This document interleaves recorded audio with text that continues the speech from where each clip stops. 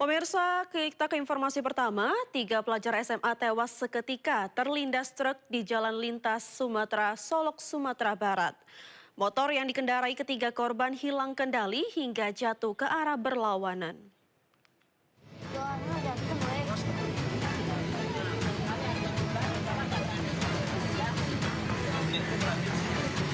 Inilah rekaman kamera pengawas detik-detik kecelakaan maut terjadi di Jalan Lintas Sumatera, Nagari Sauk Laweh, Kecamatan Kubung, Solok, Sumatera Barat.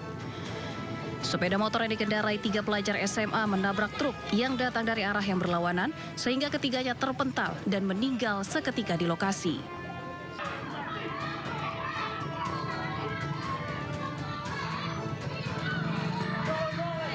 Tolong ya Allah tolong. Kejadian ini membuat panik warga sekitar yang langsung mengevakuasi ketiga korban yang kondisinya mengenaskan. Hujan gerimis dan jalan menikung yang licin diduga menyebabkan sepeda motor yang dikendarai tergelincir yang membuat korban terjatuh ke arah berlawanan. Dan di saat bersamaan, truk yang melintas terlambat menghindar dan menabrak korban. Telah terjadi kecelakaan lalu lintas di sepanjang jalan lintas Sumatera, Nagari Sauk Laweh, Kecamatan Kubung, Kabupaten Solok. Antara satu unit sepeda motor Honda Beat yang mana dikendarai oleh seorang pelajar dengan berboncengan 2 orang yang datang dari arah Solok menuju arah Kota Solok dengan satu unit mobil Fuso Cold Diesel yang bermuatan pupuk yang datang dari arah berlawanan. Kecelakaan maut ini dalam penanganan unit Gakum Satlantas Polres Solok.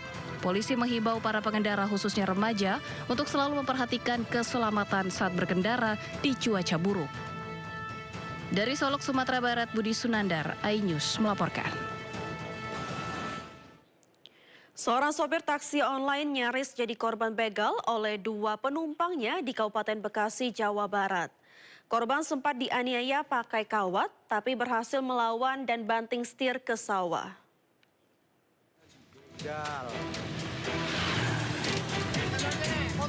Kampung Gubuk. Mobil taksi online ini terperosok ke sawah. Usai pengemudinya Muhammad Budi Santoso nyaris menjadi korban begal oleh penumpangnya sendiri di Kampung Gubuk, Desa Sukawijaya, Bekasi, Jawa Barat. Buat wilayah sini nih.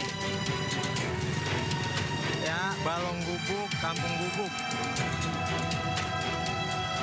Kejadian bermula saat korban menerima pesanan untuk menjemput 2 penumpang dari Kemayoran, Jakarta Pusat dengan tujuan Sukatani, Bekasi. Namun, di tengah perjalanan, kedua pelaku menjerat leher korban dengan kawat.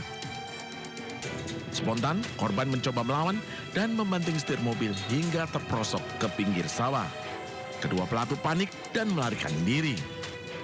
2 pelaku itu ternyata bukan orang biasa, pelaku begal.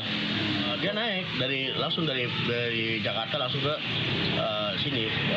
Jadi dia berpura-pura sebagai penumpang ya? Betul. Terus pelaku itu kabur, Pak? Kabur lewat, turun dari mobil langsung loncat langsung lewat sawah, persawahan.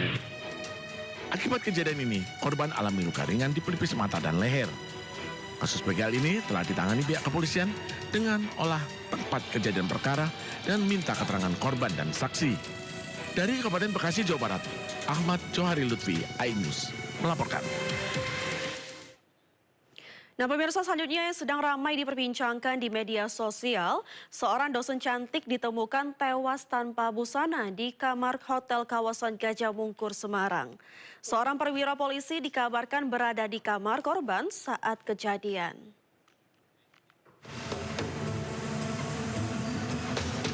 Seorang dosen muda ditemukan warga tewas secara misterius di kamar kostel di kawasan Gajah Mungkur, Semarang, Jawa Tengah. Kondisi korban bernama Dwinanda Licia Levi ditemukan tanpa busana di lantai kamarnya. Seorang perwira polisi berinisial B diketahui berada di kamar korban saat tewas. Setelah melakukan olah TKP, polisi kemudian membawa jenazah korban ke kamar jenazah Rumah Sakit Karyadi Semarang untuk dilakukan autopsi. Sementara perwira polisi telah dibawa ke Bitpropam Polda Jawa Tengah untuk pemeriksaan.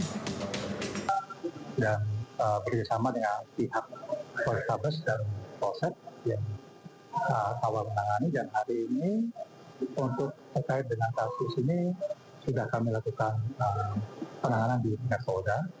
Kemudian kasus ini memang masih dalam proses penyelidikan. Kini, polisi terus mengumpulkan barang bukti dan memeriksa sejumlah saksi lain untuk mengungkap penyebab tewasnya dosen hukum pidana Fakultas Hukum Universitas 17 Agustus Semarang tersebut. Dari Semarang, Jawa Tengah, Wisnu Wardana melaporkan. Diiming-imingi bergabung dengan klub sepak bola di Medan, kiper muda asal Bandung justru dibawa ke Kamboja dan diduga jadi korban tindak pidana perdagangan orang. Keluarga meminta bantuan Dedi Mulyadi hingga Kapolri untuk memulangkannya. Bapak Listio Sigit, Bapak Ibu Dinas Sosial, Bapak Ibu KBRI, abdi nyuhunkeun bantosana ayeuna pun incu nuju aya di Kamboja. Namina Rizky. Sambil memegang foto cucunya, wanita paruh baya bernama Ima Siti Rohana, warga kampung Cilisung, Desa Dayakolot, Kabupaten Bandung, Jawa Barat ini berkeluh kesah di media sosial. Nenek Imas mengaku cucunya Rizky Nurfadila, 18 tahun, diduga menjadi korban tindak pidana perdagangan orang di Kamboja. Menurut pengakuan keluarga, awal Oktober lalu Rizky diajak seorang yang mengaku manajer klub sepak bola di Medan untuk bergabung dengan klub sepak bola miliknya. Alih-alih bergabung dengan klub sepak bola, Rizky justru dibawa ke Kamboja dan dipaksa bekerja mencari korban penipuan daring. Ia bahkan mengaku kerap mendapat kekerasan fisik. Kami ya was-was karena anak tiap hari ngeluh kalau dia itu dihukum, disiksa berupa disuruh push up, disuruh ngangkat galon dari lantai 1 sampai lantai 10. Tak lama beredar di media sosial video yang menampilkan Rizky Nurfadila. Ia justru mengaku kepergian ke Kamboja atas keinginan sendiri. Nama saya Rizky Nurfadila, saya dari Bandung. Berangkat ke sini tidak ada pemaksaan apalagi kekerasan. Keluarga mengaku curiga Rizky mendapatkan tekanan dan tetap meminta bantuan pemerintah untuk segera memulangkan Rizky. Kini keluarga berharap Rizky selamat dan bisa segera pulang ke kampung halaman. Dari Bandung, Jawa Barat, Tim Liputan iNews melaporkan. Pemirsa, sebuah pohon tumbang menimpa kabel listrik dan menutup jalan di Sunter Tanjung Priok, Jakarta Utara. Pohon setinggi 10 meter ini tumbang diduga akibat galian kabel bawah tanah.